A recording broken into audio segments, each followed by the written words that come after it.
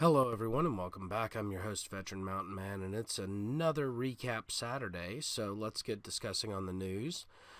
So, one of the first topics on everybody's mind is House Bill 1. So, what exactly is House Bill 1? Well, House Bill 1 was a piece of legislation that just passed by Nancy Pelosi that will federally institute motor voter across the entire United States. That is automatic voter registration. For those of you who don't know what motor voter is, basically, if you have a driver's license, you'll get a voter card.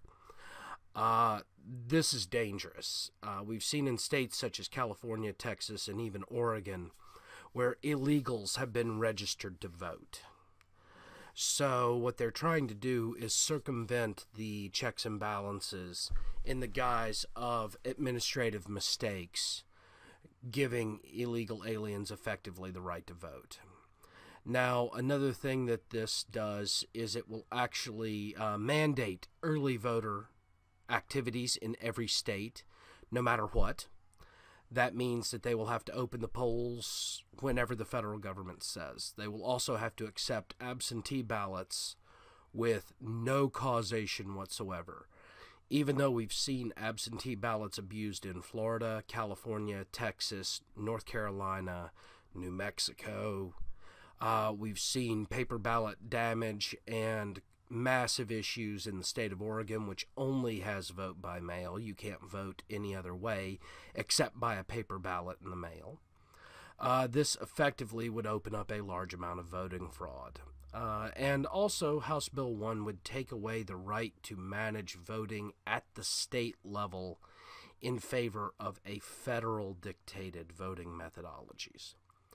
So, this right here clearly violates the separation of federal and state governments, which is something protected in the Constitution.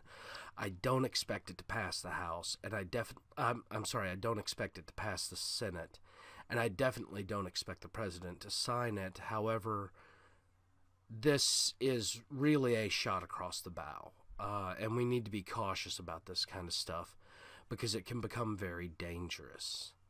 Now, another thing coming up in the federal Congress is the vote on the Green New Deal in the Senate, which should be amusing. I can't wait to see this. I know that the Democrats are all upset about the fact that the Green New Deal is going to be heard on the Senate floor. Even though it has been trashed by the media, people are effectively calling it insane. And yet it's going to end up receiving a public vote so that the Democrats can show whether or not they actually support it or not. Now, also, there was an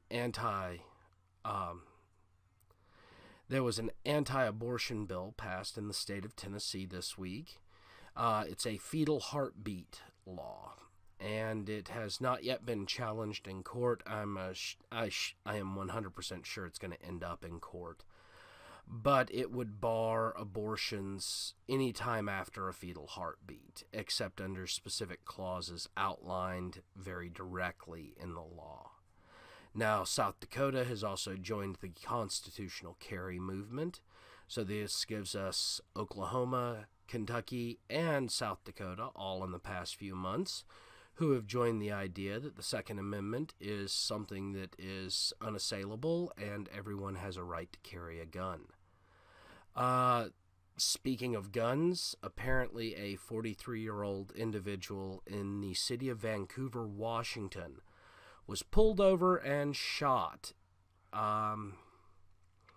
So this man had been a member of a gang when he was young. Prior to his 20s, he had gotten out of the gang, and now he was over 43.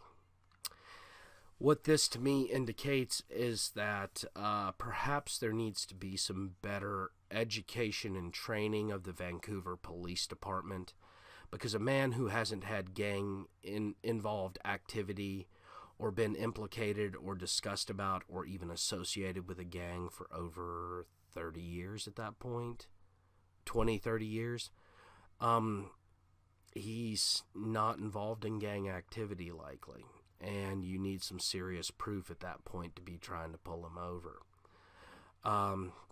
I will mention that he was found with a firearm, and so this makes for a very difficult situation because I don't feel it was a legitimate stop, and the man stopped anyways to allow the police to approach him, at which point he was shot multiple times and died at the hospital during surgery.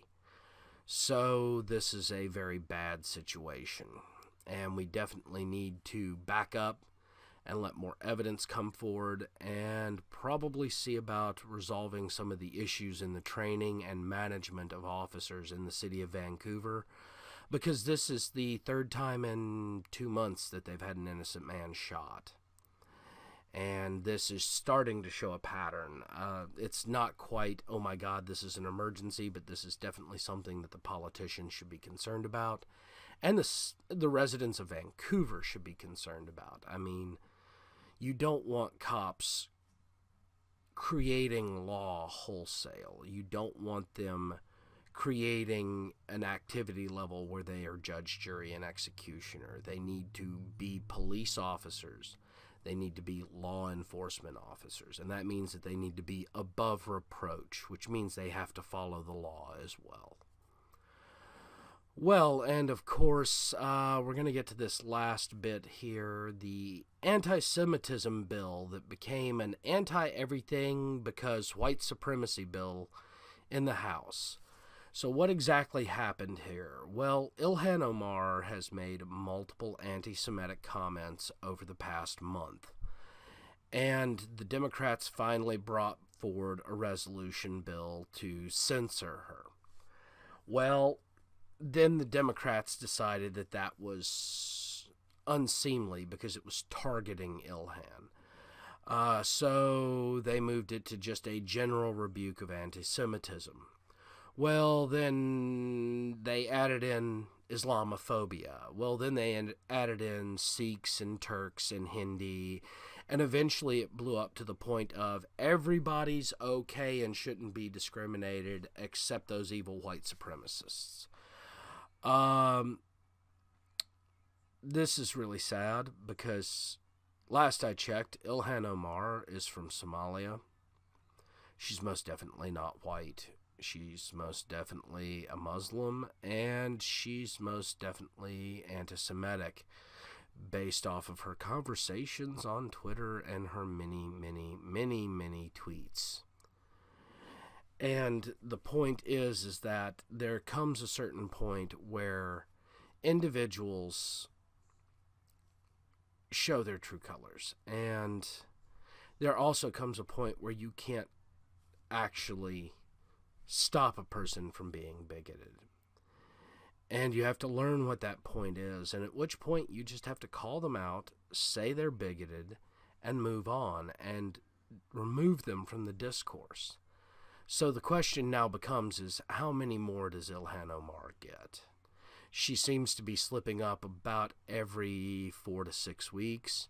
It may be faster now because, she got away with it a couple of times really close together, and that might just mean that she gets away with more of it before it's all said and done. But I really wished that the Democrat Party would stop supporting this. Just like I reject all the anti-Semitism out of the alt-right, I reject the anti-Semitism out of the left as well. It makes no sense to me. And truth be told, it's a very bad way to live your life, to blame somebody else for everything. So I ask that you all keep an eye out. Let's continue to keep pressure on Ilhan Omar, make her actually talk about what her beliefs and her ideologies and everything else are, because it seems that she's probably a very bigoted person, and we need her to actually answer to the public as to what and who she really is. In fact, there's a lot of Democrats that need to be answering that, and we need to make sure we get them on record for it. Especially after this past couple of weeks in the House and how they've been behaving. We need to shine light on this and make sure that this information is brought forward, including people like AOC, who's now under House Ethics Committee investigations for possibly laundering as much as $1 million worth of dark money into the PACs, and even up to $6,000 or $10,000 into her boyfriend's hands. So all of this is highly suspicious and highly unusual, and we need to actually start paying attention to what our politicians are doing, people. Because if we don't, we're never going to get anywhere. Well, thank you all again for joining me. Please don't forget to like and subscribe, or thumbs up and subscribe if you're on BitChute. And as always, have yourself a beautiful